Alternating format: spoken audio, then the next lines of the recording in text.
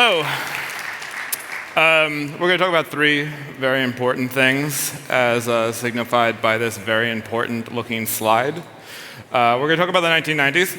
We're going to talk about JavaScript. And we're going to talk about style sheets, if that wasn't totally clear. My name is Steve Kinney. I have this very unique Twitter handle, Steve Kinney, where you can hear me complain about the current members of Blink-182, as well as retweet many of the tweets from an account for a JavaScript family of conferences conference in Denver, Colorado. So if you want to come visit Colorado this summer and see Tom and see Monica, and there's a bunch of you saw this weekend, you want to see them again, we'll have the encore presentation in Denver on June 15th and 16th. I'm the director emeritus of the Turing School of Software and Design, so if you want to talk about teaching or learning or any of that kind of stuff, come find me afterwards. But right now, I am a senior front-end engineer at SendGrid. SendGrid, if you've ever gotten a receipt from Uber or Spotify or anything along those lines, handle that with an API so that nobody else has to deal with SMTP. I work on the marketing emails client, which means I take arbitrary user markup in CSS and then try to create a drag and drop editor and then try to make something that works in Outlook 2007. Outlook 2007 is a wonderful platform. If you ever thought like IE6 was rough, Outlook basically said to IE6, hold my beer. And it uses Word's rendering engine. So if you want to talk about conditional Outlook tags and table-based layouts, also come talk to me after this. And I work on a book called Electron in Action. Our story begins today in the year 1996.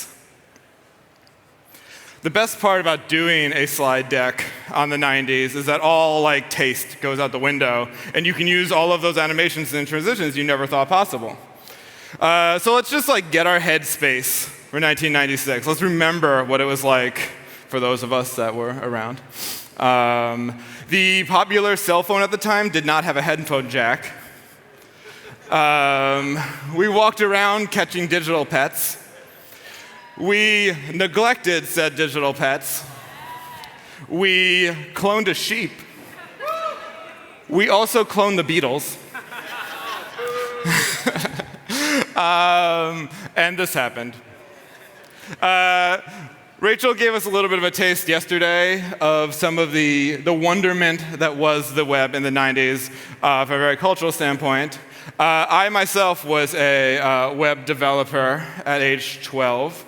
I had made a website of Mortal Kombat cheat codes. It was really great. I had a bunch of animated GIFs for no good reason. There was little to no concern for accessibility. It took about 3 minutes to download all the assets, and it autoplayed obnoxious media files without the user's consent. So it was like a basic website in 2017. I don't have any screenshots of that webpage. It was on GeoCities and has been lost to time. But I did find this Doom website, which is pretty much my aesthetic at the time. Same kind of just imagine everything Doom-like instead being Mortal Kombat. But same background, same divider bar, everything along those lines. Some other websites of the time on GeoCities that you could find. Yes, Bobby, you do. You can see it also has a MIDI file, which is great. And I don't know what the serpent as divinity means. And the way that you made websites at the time was you basically took all your basic styles and you inlined them in style tags. And you would keep this going as you went every subsequent tag if the background color needed to change. So if we wanted to have a marquee with a different background color, we could do that. You laugh at the marquee tag. But this is what I write in my day-to-day job right now, which is table-based layouts. So I still live in this world. And I know it very well, and this is not a retrospective for me, this is my day-to-day. But yeah, you laugh at the marquee tag. I will let you know that it still works in Chrome today. It can be used if that is the design aesthetic that you are going for. So the page got on a web ring, and that was great. I think I got listed on a subdirectory on Yahoo. And you might say a web ring, who needs more than one Mortal Kombat cheat code website. Well, 3 things. I was 12. Give me a break. That's off topic. Try to stay on topic. Try to focus. And just keep that in mind next time you want to write a medium think piece about JavaScript fatigue. Cool. So the hit counter hit 100, which is very impressive considering that I was paying by minute to visit my web page that many times. So it was time for a redesign. And going through and updating all those tags can best be described in this stock photograph. To give you a sense, for those of you who did not have to update a page in the 90s, it was like migrating from one version of Angular to the next. Woo! Luckily, there were frames, so you had isolated components that could capture their own style. Again, you laugh, still supported in Chrome. Cool. So the things that were coming, the discussion at the time was style sheets, right? And some of the style sheets that we're going to talk about today existed at the time, but I was unaware of them. In fact, the first web browser, the one developed at CERN by Sir Tim Berners-Lee, you might know him as a web developer, actually had support for this thing called style sheets, right? There wasn't a formal shared syntax, but the browser itself supported this idea that you could define what all the styles should look like. And in fact, the Voila browser was one of the first browsers to kind of implement this and ship it. It is very hard to find screenshots from the early 90s any bigger than this, by the way. So luckily, these screens are very large. Mosaic browser actually took a step back and didn't allow users to define style sheets. In a lot of the research for this talk, I had to look up, go through like mailing lists, and somebody said, "Hey, I noticed that Mosaic renders something different than links," and I was wondering if, as a user, I could have any control over that. To which the response from Mark Andreessen was, "In fact, it has been a constant source of delight for me over the past year to get to continually tell hordes, literally, of people who want to strap yourselves in, here it comes, control what their documents look like in ways that would not be trivial, or the ways that would be trivial in text, Microsoft Word, and every other common text processing environment. Sorry, you're screwed." And the idea of style sheets was that the browser could have some say in what an H1 should look like or a paragraph. And then ideally, the user could also do that until somebody threw a reset CSS in there and just blew it all away. Netscape supported this. It's still present in modern browsers like Firefox. Safari will actually let you upload a style sheet. But there was a third group of people who wanted to also have some say over the style of their web page at the time. Authors like yourself and myself with their very important Mortal Kombat web pages. Now, we wanted to, not to say these people could be trusted. This is literally a website that I designed in 2004. So there's no accounting for taste when people got access to these style sheets, but there we go. There were a few solutions to this problem. There was about as many as 10 different implementations of style sheets at the time. We're only going to talk about 2 of them, CSS and JavaScript Style Sheets. There was no logo for JavaScript Style Sheets, so I took the worst JavaScript logo I could find and put some Comic Sans underneath it. It felt only fair to also grab a non-official, worst possible logo for CSS. JavaScript Style Sheets came about in Netscape 4.0. And that was the only time they were seen in the wild. So let's take a look at what some of these style sheets look like. Let's leave, and here we go. We have a modern web browser and some markup. So there's some tasting notes here. You'll notice that we have a link, a style sheet link, but it goes to this JS instead of a CSS. Right? That is the first clue that you might be using JavaScript style sheets. After that, we have some very non-exciting markup. Careful readers will notice the Sagan ipsum. Along there, we've got a little bit of form and stuff along those lines. One thing that I learned along the way is that there was no document.getElement by ID yet, so adding a lot of different interactivity was very difficult at the time. In fact, Netscape threw away the DOM after it rendered it and just showed the original version there. So it limited a lot of what you could do at the time. But let's play around with it for a second. So If we go into style.js, we can see that there's nothing right now. But we could theoretically write, document, let's see, document.tags. H1 had to be capitalized. Color is red. Cool. And let's go ahead and refresh that. And you see that our lovely H1 turns red. There's some other things that we might want to do. For instance, in the notes, they said make sure that your fonts are 24 pixels so everyone can see them. So let's put that in as well. And you can see we can style individual tags. So then, well, I know CSS, right? Don't I use dots for classes? How do we do that? Well, we had a slightly different way of doing that. We could say document. And the document was actually arbitrary. Like, it was like window. It was a global at the time. We could say classes. And we could say, I believe that it was called first, right? It was our first paragraph. You did have to say like what kind of tag that would be. So you could say a P, and then you could say background color, equals green. I don't know, why not? We've seen my taste already. Can't hurt. Save that. This editor's TextMate is not part of the 90s joke. It's from the 2000s, and it's not funny. And so now we have the background color green. You could also say, if you wanted to get everything with the class of first, which is, this is the only one, you could say all, right? And that would be all tags in this situation. Cool. But JavaScript Style Sheets had some other like really interesting things. They had variables, right? So I could say var color is equal to green, and I could use that as well.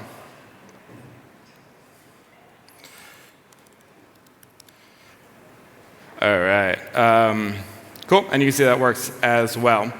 So we have variables. We actually had all of the JavaScript programming language available to us. So that means we had functions. It means that we had conditional statements as well. We could use any of those. You could even, if you really wanted to, add a little bit of uncertainty to your web page. Right? And you could say, hey, give me a random number and round it to either 0 or 1 and use that as the background color of the page. Let's save that and flip over. And sometimes it would be black and sometimes it would be white. You had most of the JavaScript programming language available to you. So you could set the variables and use it all together. So you could say something like, if you wanted to implement a dark mode, which is very popular in like 2010, you can go ahead and do that as well. And now, if it was in dark mode, you got these different colors versus if that was not set to true. In fact, you could do some interesting things because you had stuff like confirm. So you could ask the user, did they want to go back to dark mode, and they could say true or false, and you could style it based on user input, right? If writing document and tags every time was too verbose, we could go ahead and use everyone's friend, the with keyword in JavaScript, and get the same basic effect as well. There were some kind of interesting things you could do as well, where the page was evaluated whenever, it's hard to tell because I don't have any developer tools, and there's no events or anything like that. But here we'll say, hey, when this style sheet loads, let's measure the inner width. And if it's less than 600, let's make the background color red. Otherwise, we'll make it blue, right? Like a very early days media queries. So here we go. And if I grab the edge of this, can he grab the edge? Let's grab this corner down here. You can see that we have like the very beginnings of responsive design in 1995 when you would have been looking at your Motorola StarTAC. Cool. And there's all sorts of like fun things that we could have done in this land. Some of them, like the web itself, wasn't ready for the sheer awesomeness that JavaScript Style Sheets would behold. Like stuff like the ability to have vendor prefixes. There were no vendor prefixes yet, but like imagine, or something like view with, and kind of like creating our own extra units. We had the full power of a programming language to figure out how we style things. Cool. So that concludes our live coding portion of the show. There were still things like specificity, right? So you weren't getting away from that one. And it followed the same rules that it did back, the same rules that it follows now. We'll talk about why that was in a second. There were a bunch of things. There was a submission to the W3C to make it part of a spec, and none of that, it never came to be. So there were some things that were in the spec that didn't actually work in Netscape, as far as I can tell. One interesting one was evaluate style. And you could be like, where's the function keyword? I literally don't know. I tried it with and without. This is what is shown literally in the spec. And you could use functions to evaluate, based on other parts of the style sheet, what another style should be. Why you would use it in this case, I don't know. But there it is. And then you can use it, and you can apply it to all sorts of different things. And people were very excited about this, right? The big thing about JSSS is because of the extension of JavaScript, you could change the color of font size based on user interaction, right? And like, spoiler alert, I think this is something that we're still chasing now. So we all know how the story ends. CSS was adopted by Internet Explorer 3, and really for realsies in 4, and accepted as a standard to the W3C. So your options were, you could, in Netscape, write CSS or JavaScript Style Sheets, new logo. Or for Internet Explorer, you could only write CSS. So most developers made the obvious choice and just wrote CSS. It turns out Netscape really thought JavaScript Style Sheets were going to be the be-all and end-all, and the CSS support in Netscape actually just shelled out to the JavaScript Style Sheets, and that's kind of why it was a little flaky. And so in 1997, like the Fresh Prince of Bel-Air, JavaScript Style Sheets ultimately came to a close. They were removed in Netscape Navigator 6 with the new Gecko rendering engine. And it's kind of sad, because I think there's a lot of missed opportunities here. Like, what if, throughout the kind of 2000s, even today, we could have used Modernizer to do feature detections, and then have a alternate style sheet on the fly, and like have some logic in there to figure out how to fall back to other more supported properties. You can imagine, this is fictitious code, you can imagine a world where we could have asynchronously had code split CSS files or JavaScript style sheet files and loaded them in on the fly based on the user navigating to a certain part of the application or taking a given action. You could theoretically even do this based on user action, right, if you had this interop, right?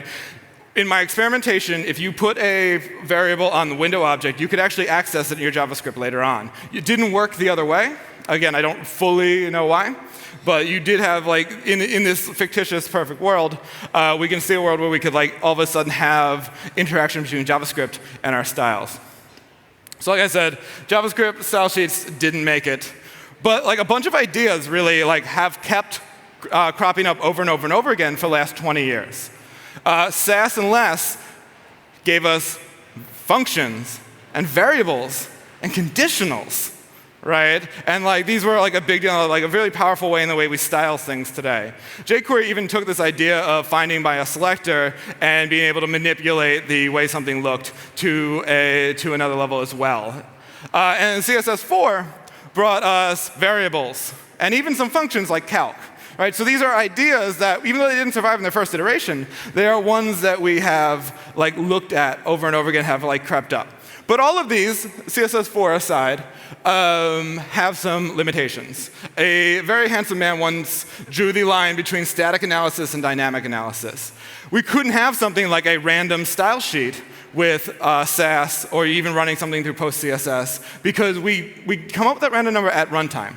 Right? Or at build time. We don't have any of that introspection that we had potentially with the real JavaScript style sheets or my completely fictitious examples earlier. We do have a little bit of access with this thing called the CSS object model, which you may or may not have ever heard of. It is very cool, but kind of incomplete.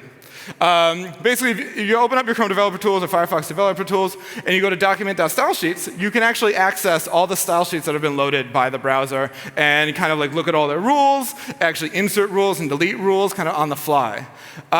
It's really cool, but it has some limitations. One, cross-origin sheets, no worky. 2 is that there's no real way to traverse it.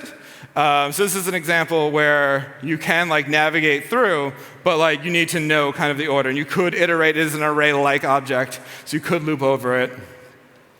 And that will get you this amazing effect as we change the background color of the body on a set interval. right? And we could theoretically implement some of those fake ideas from JavaScript Style Sheets with it, but again, it's under-spec'd, so it's not clear how it works all the time on every browser, and generally speaking, not our best option. And we also don't really have the tools to work with it. Most browsers come with all browsers come with a DOM parser that let us actually manipulate, right? We could use something like post-CSS, read the style tag, and try to do all this stuff at runtime, but it doesn't really work out so great. As our craft has kind of developed, we've taken this giant document viewer and tried to build it into the world's most distributed application platform. And our craft has definitely evolved. And over the time, we've, as JavaScript developers, taken on these very different, techniques. Let's, not pollute the golden namescape and keep everything in ifs. Turns out, object that has own property does not work in Netscape Navigator 4. And we've kind of, first, I think by walking this code of honor to implement stuff, we've been able to kind of move the web forward. But eventually, we just made our tools better, right? And then eventually, we made the platform better. I think really strongly that the way that we've made JavaScript such an amazing application platform is kind of following this pattern, doing things that we were not supposed to do, working around the hard parts, automating that work, and eventually fixing the platform itself. And as we've come to this component-based approach to building user interfaces where everything is isolated and encapsulated, we've decided that it's CSS that's limiting us at this point. And there are some really good points to this, right? All styles are in the global scope. It's tricky to figure out dependencies. Dead code elimination is hard. Sharing constants, unless you're like me and Ruby on Rails in 2010, ERBing things into my templates, don't do that. All these are big problems. Writing over another style, it's very, very mutable. Whatever came last wins in a lot of cases. But I noticed that people who knew CSS really well were arguing that this pain wasn't we didn't see the same thing. And I'd always take pause when we find ourselves with somebody who knows something more than I do doesn't see the problem in the same way. And I thought a lot about this. I came from Ruby originally, and a few years ago, it was not too uncommon to see things like this. And you had to ask yourself the question: are we falling into the same trap? Right? We said JavaScript couldn't be used to build robust web applications, right? And so as we find ourselves saying that CSS is broken, I think that is a trap of the way we think about these things. JavaScript obviously can be used to build applications. It has been used. Even some of those posts have recanted since then. And I wonder if we need to think about that in terms of our relationship with CSS. Because CSS does have its rough edges. But who amongst us does not? And there's some really powerful things that CSS does, right? This is CSS Zen Garden, and the same markup with different style sheets can be used to really transform applications in amazing ways. And this is an argument made as a response to that previous quote, saying that hey, maybe we don't want to couple the way our applications look, right? Yes, we could pass everything into every component, but what happens when it comes time to change the font across the entire page because marketing, right? And this one point at the end, why throw the baby out with the bathwater? There are some parts of CSS that are troublesome for the way we build UIs, but there's also some really interesting and great parts. Right now, we can't inline our style as a SendGrid because we have a Marionette and Backbone app, along with a React app, along with a WordPress site. We can't move to an entirely new approach in one application because our styles are developed by the same team, right? So I think a lot about this graph, right? And I think we've solved some of it with build tools. All right, we have style lint in post-CSS. We've got CSS modules that allow us to build up a style sheet based on imports across our different files. We can even make sure that one style isn't stepping over another one with immutable CSS. And as far as the encapsulation, right, we have standards that we're working towards to solve these problems that don't throw out CSS in the process, right? And I think a little bit about the static and dynamic analysis that we talked about yesterday. Some things that I would like to see improved in the platform is improved cycle time, better insight and access at runtime, right? And when I was one of the things that mean the most to me in terms of developing this platform is this thing called the Extensible Web Manifesto, which some people in the room have signed. And it's this idea that we kind of expose low-level APIs that allow people to build ideas and give greater insight and access into the platform itself, right? And be able to make it possible to polyfill more features that we want to see, and look at those kind of paths and see what we advance the platform into being, right? You saw TC39 up here earlier, kind of making that point. You saw some of the process and some of the kind of ways to get involved as a developer. And there's some task force right now at W3C called Houdini to expose these same low-level APIs. He looks like a vampire there. Expose those same low-level APIs to us. Right now, we have access to the DOM. So all of our solutions involve let's just modify the DOM and stuff along those lines. We have this partial access to the CSS object model, but there's a lot we don't have access to. Quote Mark and Jason. And the idea of Houdini is to give us access to a lot of these parts of the entire process that we didn't have access to previously. JavaScript Style Sheets were short-lived, but there are some ideas that have obviously carried around over the last 20 years. Right now, we're solving problems with the best tools that we have. But I think it's exciting to look at what tools we could have, right? Thinking about what we would like what are we doing now that we would love the browser to be able to do for us? And figuring out what we want the web platform to be. About an hour ago, James Snell said this quote, which I absolutely loved. The nice thing about being one of the last talks is you can steal everyone else's ideas. Is that standards without community involvement are not standards, period. So I leave you with this moral of this story. Rather than work around the limitations, let's push to create the web platform we want, even if that means looking into the past. But let's actually figure out what we want the browser to do for us and how we want to interact with the web, and let's start making that happen. Thank you.